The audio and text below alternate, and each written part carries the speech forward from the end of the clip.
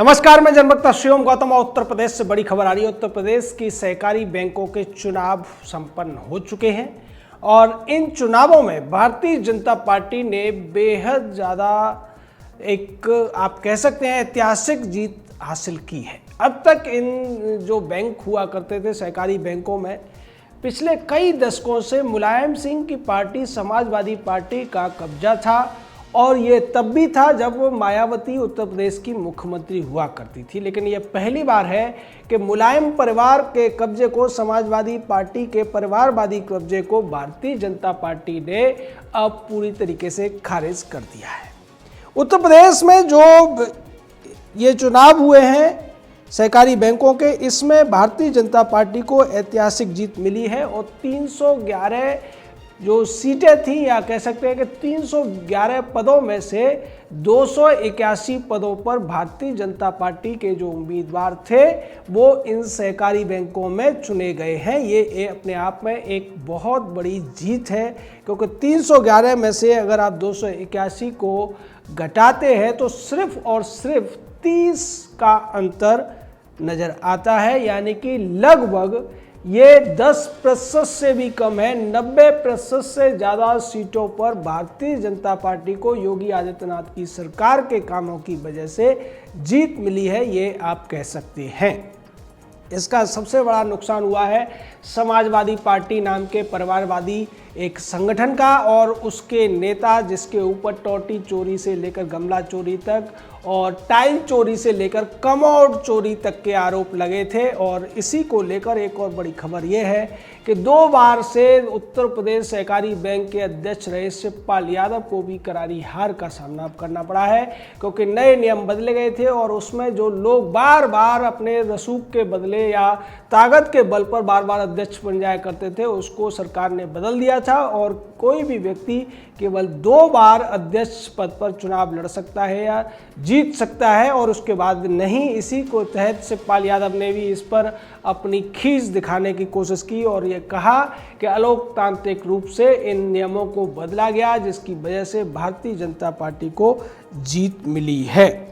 ये जो सहकारी भूमि विकास बैंकें हैं, इनको लेकर जो चुनाव हुआ था उसके चुनाव आयुक्त पीके मोहंती ने ये चुनाव कराया था और 11 जगह पर चुनाव रद्द भी हुआ है।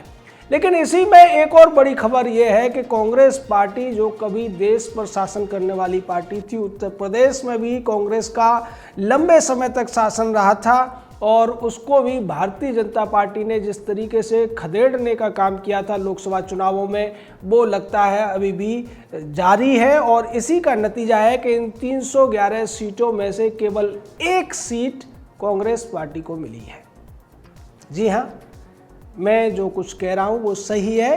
केवल 1 सीट पर कांग्रेस पार्टी को, जो कि अपने आप को भारत की मुख्य विपक्षी दिखाने की कोशिश करती है और गांधी नेहरू परिवार की बेटी कहलाने वाली प्रियंका वाड्रा उत्तर प्रदेश में महासचिव बनकर कांग्रेस को दोबारा से खड़ा करने की नाकाम कोशिश करती हुई नजर आ रही है। ये प्रियंका वाड्रा को आईना दिखाने वाली खबर है, क्योंकि प्रियंका वाड्रा की तमाम कोशिशों के बावजूद कांग्रेस पार्टी केवल 1 भूमि विकास बैंक के अध्यक्ष पद का चुनाव जीत पाई है और वो भी अमेठी की जगदीशपुर सीट से।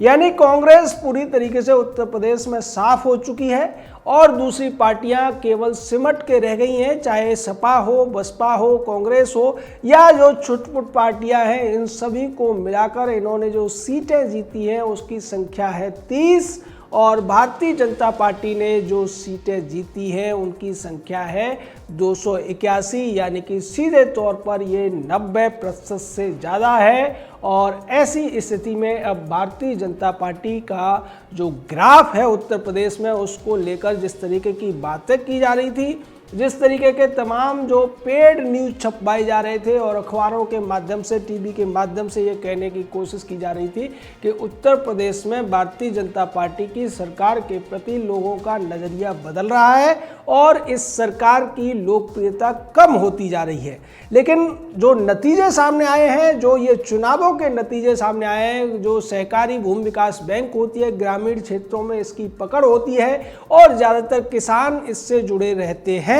उन बैंकों के अंदर समाजवादी पार्टी के कई दशकों पुराने वर्चस्व को जिस तरीके से भारतीय जनता पार्टी ने तोड़ने का काम किया है वो ऐतिहासिक है। और इसी वजह से अखिलेश यादव जैसे लोग बहुत ज़्यादा खिसियाए हुए हैं, बौखलाए हुए हैं। और अखिलेश यादव ने कल जिस तरीके से कहा था कि आजम खान को भी रिहा किए जाने की जरूरत है, कल भी अखिलेश यादव इस बात का रोना धोते हुए दिखाई दे रहे थे कि भारतीय जनता पार्टी भूमि विकास बैंकों के चुनाव में उन्हें पूरा मौका नहीं दे रही है। यानी जो पार्टी अब तक प्रदेश पर पिछली बार शासन कर रही थी वो 30 से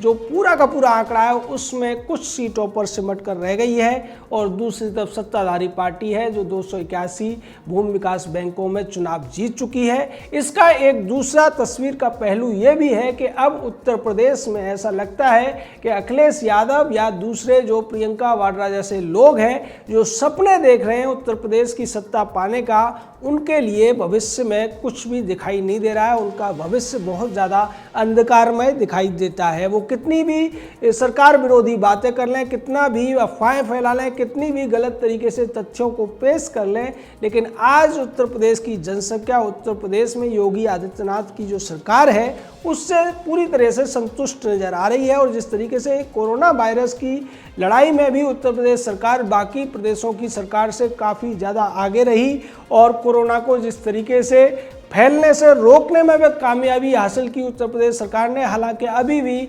मामले बढ़ते हुए दिखाई दे रहे हैं, लेकिन जितनी आबादी उत्तर प्रदेश की है उसके हिसाब से ये आंकड़े बहुत ज़्यादा नगण्य हैं और उसके हिसाब से जो रिकवरी रेट है उत्तर प्रदेश में वो भी बेहद संतोषजनक है। तो ये सब तब होता है जब आप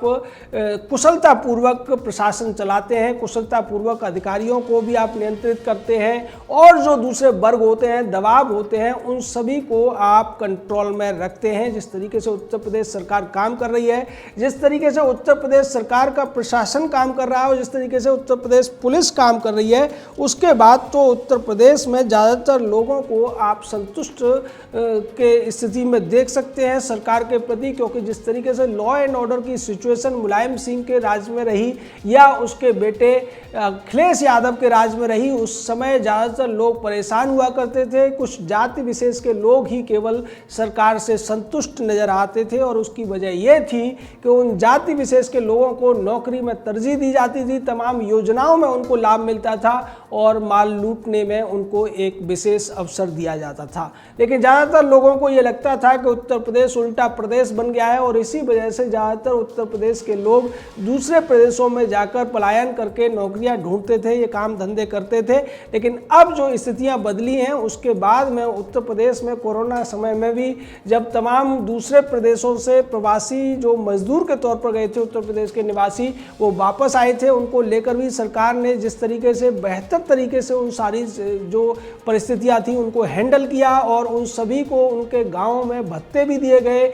सुविधाजनक तरीके से उनको रोजगार देने के लिए भी कोशिशों में उत्तर प्रदेश सरकार जुट गई। और उसका नतीजा भी देखने को मिला कि ज़्यादातर लोग जो वापस आए थे अब वो उत्तर प्रदेश छोड़कर दोबारा से उन जगहों पर जाने के लिए तैयार नहीं है, क्योंकि अब जो कुछ उन्हें बाहर